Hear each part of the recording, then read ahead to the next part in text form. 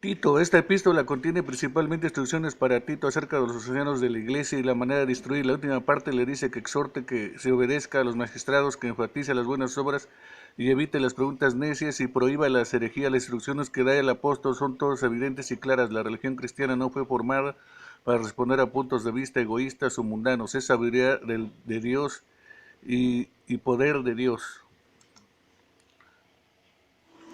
La epístola de Pablo a Tito. Tito era un griego seguidor de Jesús, quien durante años fue un confiable colaborador y compañero de viaje de Pablo. Él había ayudado a Pablo en varias situaciones críticas en el pasado, y en esta carta descubrimos que Pablo le había asignado la tarea de ir a Creta, una gran isla en la costa de Grecia, para restaurar el orden en una red de iglesias en las casas. La cultura cretense era conocida en el mundo antiguo. Una de las palabras griegas para mentiroso era cretizo, ser cretense. Estas personas eran infames por su traición y avaricia. La mayoría de los hombres en la isla habían servido como soldados mercenarios al mejor postor, y las ciudades de la isla eran conocidas por ser inseguras, plagadas de violencia y corrupción sexual.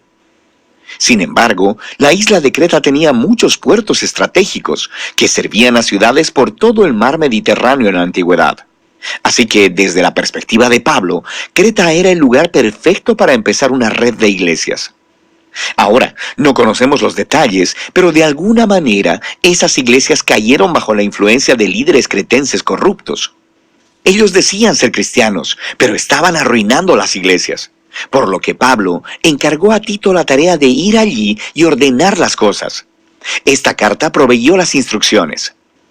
Tiene un diseño bastante sencillo.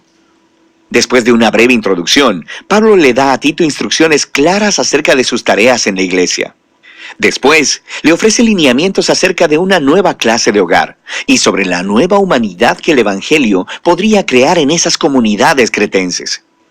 Después, Pablo cierra la carta con algunos saludos finales. Entonces, Pablo inicia la carta recordándole a Tito que su mensaje como apóstol es sobre la esperanza de la vida eterna. Esto es, la vida de la nueva creación que está disponible desde ahora a través de Jesús, el Mesías. Y esta esperanza fue prometida hace mucho tiempo por el Dios que no miente. Ahora, este pequeño comentario inicial introduce un tema importante que se encuentra en toda la carta. Uno de los problemas en las iglesias cretenses era que habían mezclado sus ideas sobre Jesús, el Dios cristiano, con sus ideas sobre los dioses griegos con los que crecieron, específicamente con Zeus, su dios principal. Los cretenses decían que Zeus nació en su isla y les encantaba contar historias y mitologías acerca del carácter corrupto de Zeus. Él seduciría a las mujeres y mentiría para salirse con la suya. Así que Pablo quiere ser muy claro. El Dios revelado a través de Jesús es totalmente diferente a Zeus. Sus rasgos de carácter principales son la fidelidad y la verdad, lo que significa que la manera de vivir cristiana también practicará la verdad, lo cual será un gran reto para estos cretenses. Pablo entonces encarga a Tito con una tarea en dos partes. Dice que lo primero será designar nuevos líderes para cada comunidad de iglesia. Un equipo al que llama ancianos, esposos o padres maduros, cuya manera de vivir sea totalmente diferente a la cultura cretense. Ellos deben ser conocidos por su integridad, su devoción completa a Jesús, su dominio propio y su generosidad tanto en sus familias como en la comunidad en general. Y estos nuevos líderes deben enseñar las buenas nuevas acerca de Jesús y reemplazar a los líderes corruptos que necesitan ser confrontados. Esa es la segunda tarea de Tito. Pablo identifica a los falsos maestros como esos de la circuncisión. En otras palabras, ellos eran judíos étnicos cretenses que decían que seguían a Jesús, pero de manera similar a los problemas en Galacia, esta gente demandaba que los cristianos no judíos fuesen circuncidados y que siguieran las leyes de la Torá, si es que realmente querían convertirse en seguidores del Mesías judío. Pablo dice que ellos están obsesionados con los mitos judíos y mandamientos humanos, y además que solo están en los asuntos del liderazgo de la iglesia para hacer dinero.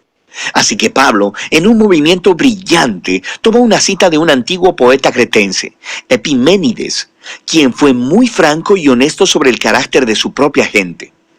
Él dijo: Los cretenses son siempre mentirosos, malas bestias, glotones ociosos.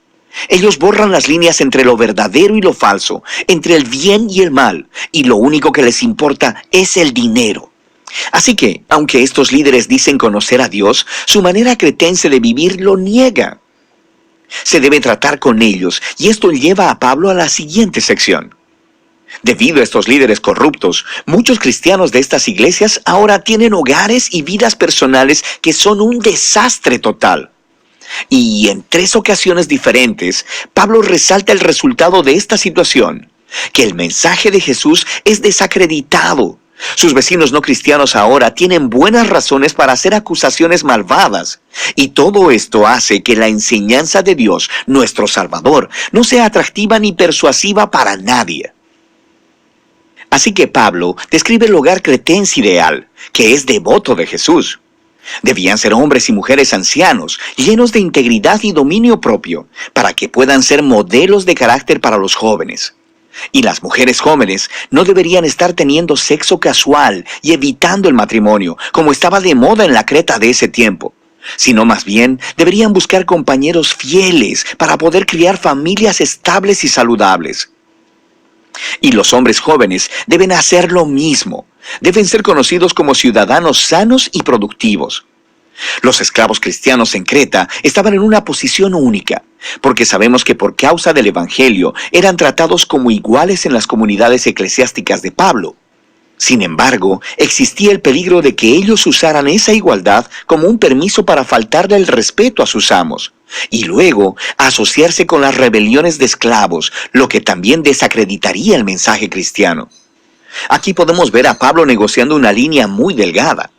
Él cree que el Evangelio de Jesús necesita demostrar su poder redentor en la plaza pública, si es que verdaderamente va a transformar la cultura cretense.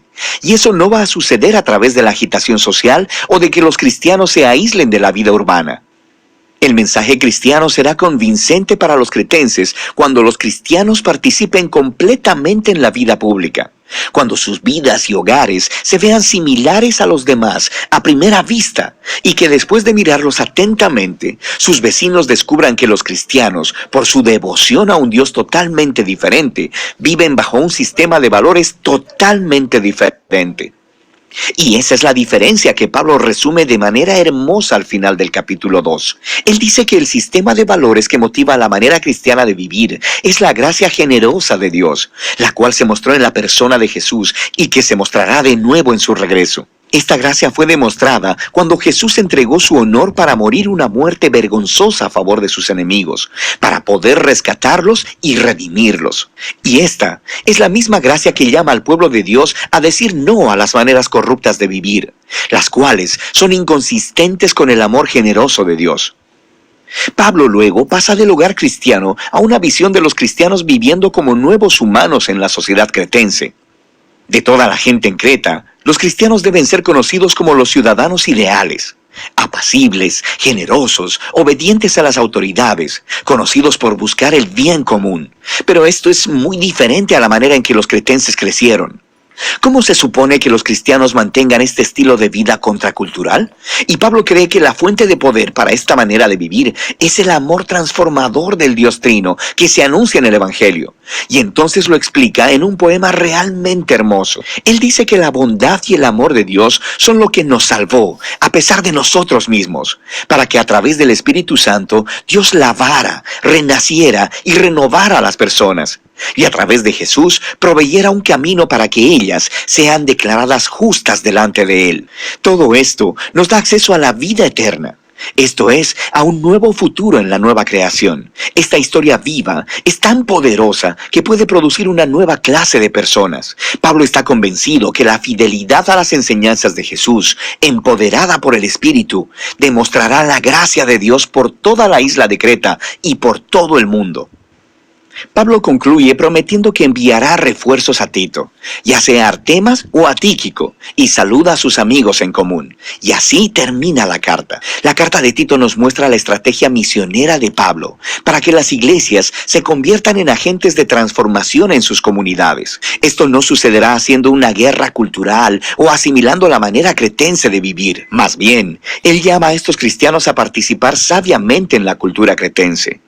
Ellos necesitan rechazar lo que es corrupto, pero también abrazar lo que es bueno. Si ellos pueden aprender a vivir pacíficamente, dedicarse a Jesús y al bien común, los cristianos mostrarán la belleza del mensaje de nuestro Dios Salvador. Y de eso se trata la epístola a Tito.